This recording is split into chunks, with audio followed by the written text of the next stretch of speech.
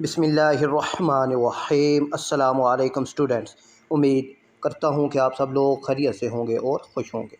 تو بچوں، کلاس 12 اردو کے 100 اہم MCQs آج کی اس ویڈیو میں آپ سے ڈسکس کیے جائیں گے۔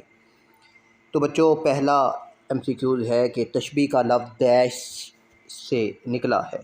تو تشبیہ کا لفظ شبہ سے نکلا ہے، ٹھیک ہے۔ مشبہ، مشبہ بے اور وجہ شبہ، یہ تینوں تشبیہ کے ارکان ہیں، ٹھیک ہے۔ تشبیہ کے 5 ارکان ہیں: مشبہ، مشبہ بے، وجہ شبہ، حرف تشبیہ اور غرض تشبیہ۔ اور سیکنڈ ہے کہ مطلع کے بعد دوسرے شعر میں مطلع کا اہتمام ہو تو مطلع غزل، پابند، نظم اور قصیدے کے پہلے شعر کو مطلع کہتے ہیں، جس کے دونوں مصرے آپس میں ہم قافیہ اور ہم ردیف ہوتے ہیں۔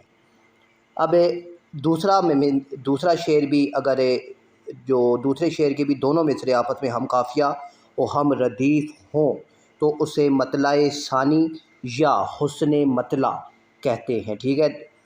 مطلع ثانی بھی کہتے ہیں اور حسن مطلع بھی کہتے ہیں، ٹھیک ہے۔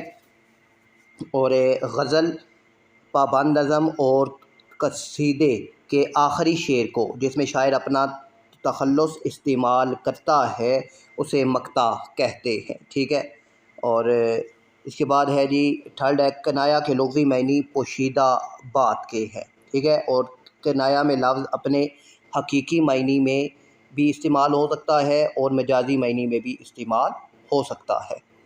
اور فورتھ ہے کہ بریانی مزیدار تھی 2 پلیٹیں کھا گیا، اس جملے میں مجاز مرسل ہے۔ تو اب یہاں پر نا بریانی مزیدار تھی 2 پلیٹیں کھا گیا، تو اس جملے میں مجاز مرسل پلیٹیں ہے۔ اور پانچواں ہے کہ کرسی ٹوٹ گئی، کس کی مثال ہے؟ اب کرسی ٹوٹ گئی تو ساری کرسی نہیں ٹوٹی بلکہ اس کا کوئی حصہ ٹوٹا ہے، تو یہاں پر مجاز مرسل کی جو اقسام ہے کہ کل کہہ کر جز مراد لینا، ٹھیک ہے۔ کل کرسی کی بات کی گئی ہے مگر مراد ایک حصہ ہے، جز ہے جو ٹوٹا ہے۔ بعد ہے جی ظرف کہہ کر مظروف مراد لینا۔ اب مظروف کہہ کر ظرف مراد لینا بھی مجاز مرسل کی ہی ایک اقسام ہے، ٹھیک ہے۔ اب مظروف کہتے ہیں برتن کے اندر کی چیز اور ظرف کہتے ہیں برتن کو، تو اندر کی چیز کا ذکر ہوگا اور برتن چھپا ہوا ہوگا، ٹھیک ہے۔ مظروف کہہ کر ظرف مراد لینا کہ برتن کے اندر کی چیز کا ذکر ہوگا اور برتن خود چھپا ہوگا۔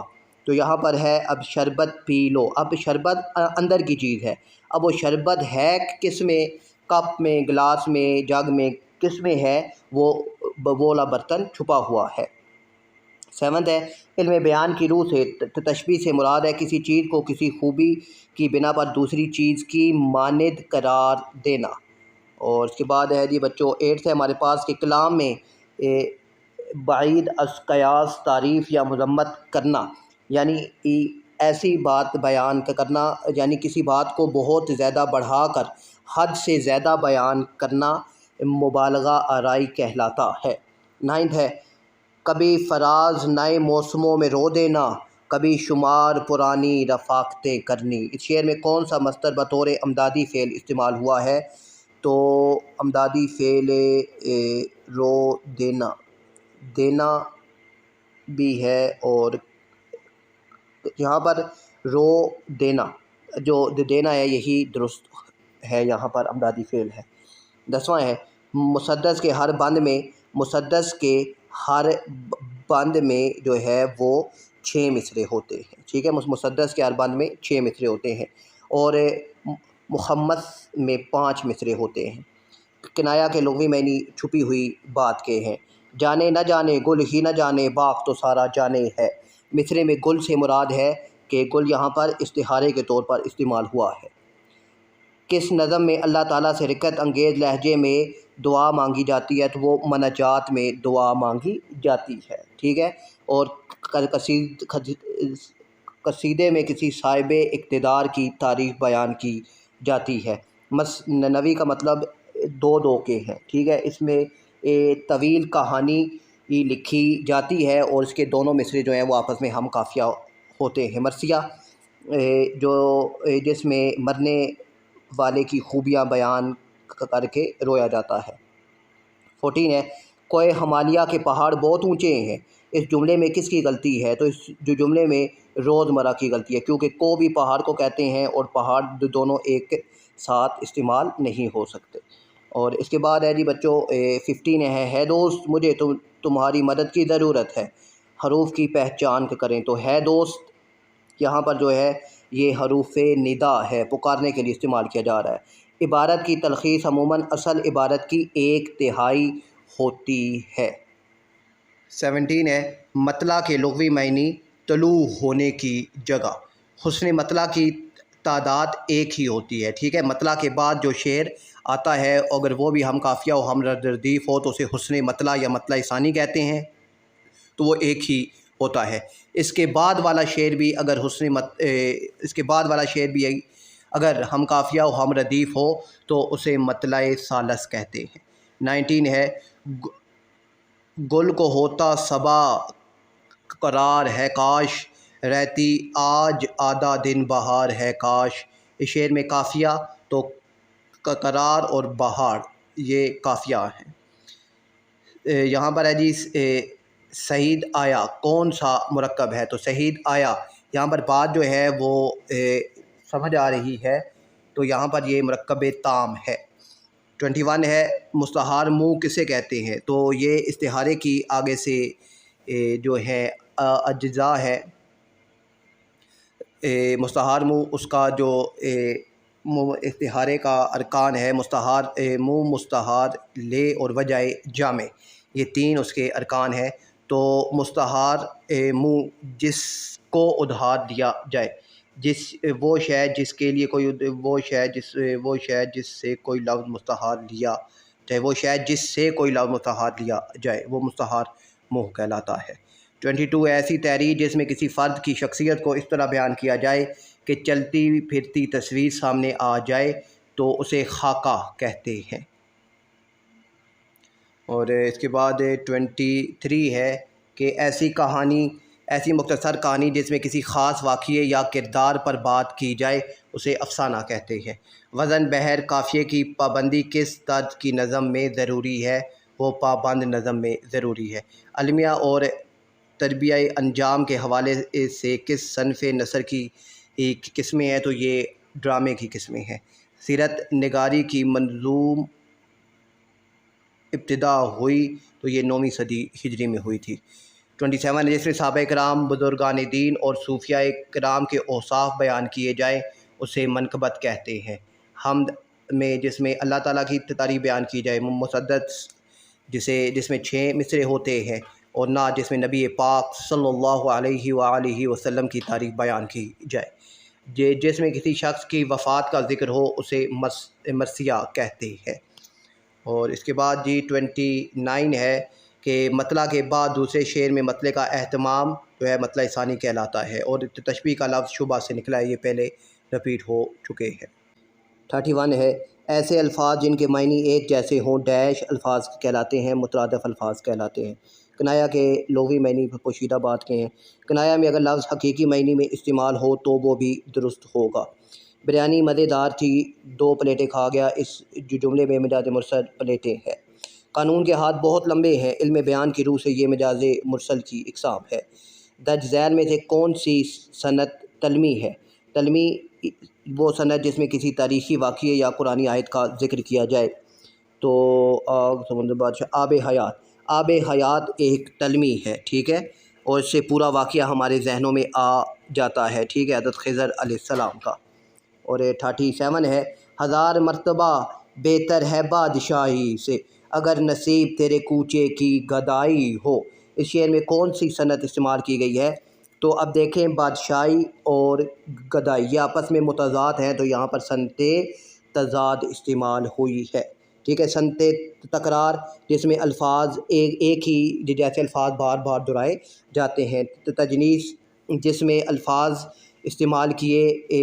الفاظ استعمال کیے جائیں جو لکھنے میں ایک جیسے ہوں مگر ان کی املا مختلف ہو، یعنی ان کا جن کی املا بھی ایک جیسی ہو جن کے معنی مختلف ہوں۔ اور اس کے بعد ہے صنعت مراحت النظیر، ٹھیک ہے۔ صنعت مراحت النظیر وہ صنعت ہوتی ہے کہ جس میں ایک چیز کا ذکر کیا جاتا ہے پھر اس کی مناسبت سے اور چیزوں کا ذکر کیا جاتا ہے۔ 38 ہے کلام میں ایسے الفاظ لائے جائیں جس سے مبالغے کا پہلو نکلتا ہو تو اسے جو ہے صنعت مبالغہ کہیں گے۔ اور ٹھیک ہے، صنعت لف و نشر یہ وہ صنعت ہوتی ہے جس میں پہلے ایک چیز کا پہلے کسی چیز کو لف کیا جاتا ہے یعنی لپیٹا جاتا ہے، پھر اس کو نشر کر دیا جاتا ہے یعنی پھیلا دیا جاتا ہے۔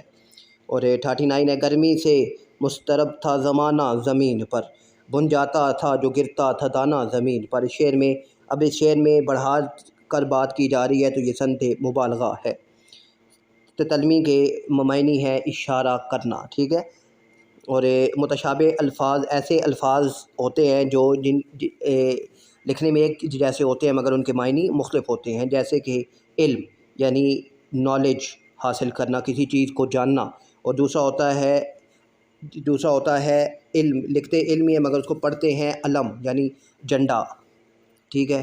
اور جس صنعت میں پہلے کسی چیز کا ذکر ہو اور بعد میں اس کی وضاحت بالترتیب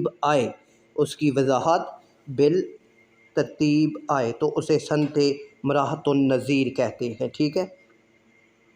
اور پھر ہے جی ہمارے پاس 43 ہے کہ ایہام کے لغوی معنی ہے وہم میں ڈالنا، ٹھیک ہے، وہم میں ڈال دینا۔ لف کے معنی ہے لپیٹنا۔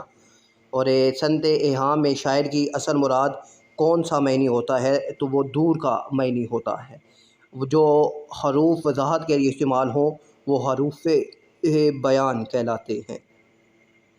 47 ہے جملے یا عبارت میں کسی بات کی تفصیل بتانے کے لیے علامت استعمال کی جاتی ہے تو تفصیل بتانے کے لیے جو علامت استعمال کی جاتی ہے اسے تفصیلیہ کہتے ہیں، ٹھیک ہے، 2 ڈاٹ لگا کر یہ والا جو سائن ہوتا ہے یہ تفصیلیہ کا سائن ہوتا ہے۔ 48 ہے اگر محنت کرو گے تو کامیابی ملے گی۔ اس جملے میں حروف استعمال ہوئے ہیں، اگر محنت کرو گے تو حروف شرط ہے۔ کانپتا ہے دل تیرا اندیشہ طوفان سے کیا، ناخدا تو بحر تو کشتی بھی تو ساحل بھی تو۔ اس شعر میں کون سی صنعت استعمال ہوئی ہے تو اس میں جو ہے اب صنعت مراحت النظیر استعمال ہوئی ہے، ٹھیک ہے۔ اب دیکھیں طوفان اور پھر اس سے ملتے جلتے جو ہیں جو لفظ ہیں بحر، کشتی، ساحل، یہ سارے ملتے جلتے اسی کی مناسبت سے استعمال ہو رہے ہیں۔ اب 50 ہے ایسی صنعت جس میں شاعر ایک ایسی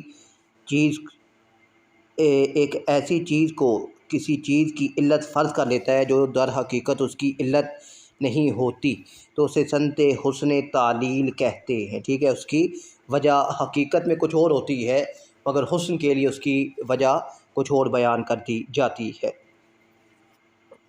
جیسے کہ پیاسی جو تھی سپاہ خدا 3 رات کی، ساحل سے سر پٹکتی تھی موجیں فرات کی۔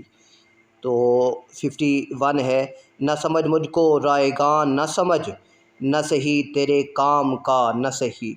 اور اس شعر میں کون سی صنعت استعمال ہوئی ہے تو یہاں پر جو ہے صنعت تکرار بھی ہے، سمجھ نہ صحیح الفاظ استعمال ہو رہے ہیں تو یہ صنعت تکرار ہے۔ نہ سمجھ مجھ کو، یہ صنعت تکرار ہی ہے، جہاں مگر ساخت کے حساب سے 52 ہے۔ اس کو بچوں 51 کو ایک دفعہ آپ نے خود بھی دیکھنا ہے اور اس کو سرچ کر کے مجھے بتائیے گا کہ یہ میرے ذہن میں لف و نشر بھی آ رہا ہے کہ یہ صنعت تکرار ہے یا لف و نشر ہے۔ اور 52 ہے جہاں تیرا نقش قدم دیکھتے ہیں، خیاباں ارحم دیکھتے ہیں۔ اس شعر میں صنعت تکرار کو کون سے الفاظ ظاہر کر رہے ہیں تو خیاباں۔ اور امدادی فعل جو اصل فعل کی مدد کرے، جی موشن درست ہے۔ اور اس کے بعد ہے جی 54 ہے کہ ذیل میں سے کون سا جملہ امدادی فعل پر مشتمل ہے، امدادی فعل پر۔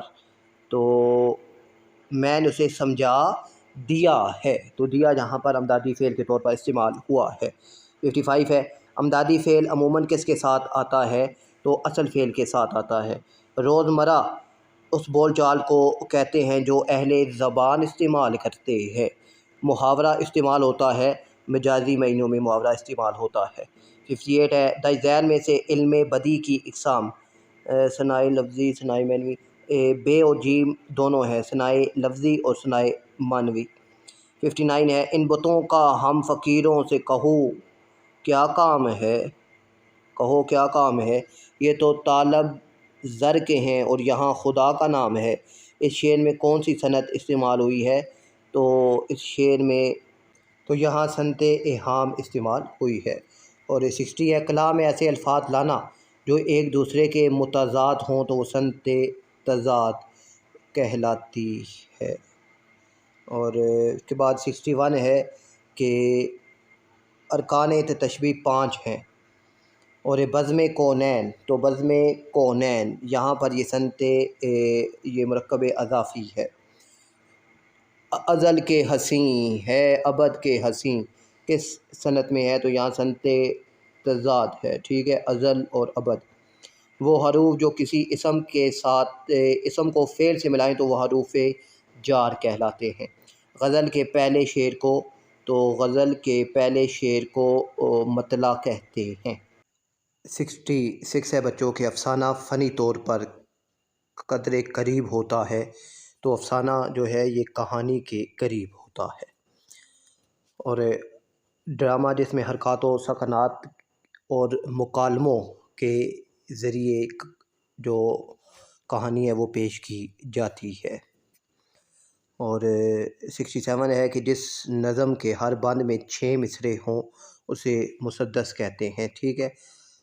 ثلاثی جس میں 3 مصرے ہوتے ہیں، رباعی جس میں 4 مصرے ہوتے ہیں، اور سائنیٹ جس میں 14 مصرے ہوتے ہیں۔ لب لالین قواعد کی روح سے یہ مرکب توصیفی ہے، ٹھیک ہے، صرف بیان ہو رہی ہے نا کہ لالین یعنی موتی جیسے لب ہونٹ۔ اور 69 ہے کہ وہ مشترکہ صفت جو مستعار لے اور مستعار منہ میں پائی جاتی ہے اسے وجہ جامع کہتے ہیں۔ 70 ہے کہ تشبیہ کی نشاندہی کیجیے۔ ابن مریم، آب حیات اور آتش نمرود یہ تتلمی ہے، اور سرو جیسا قد یہ تشبیہ ہے۔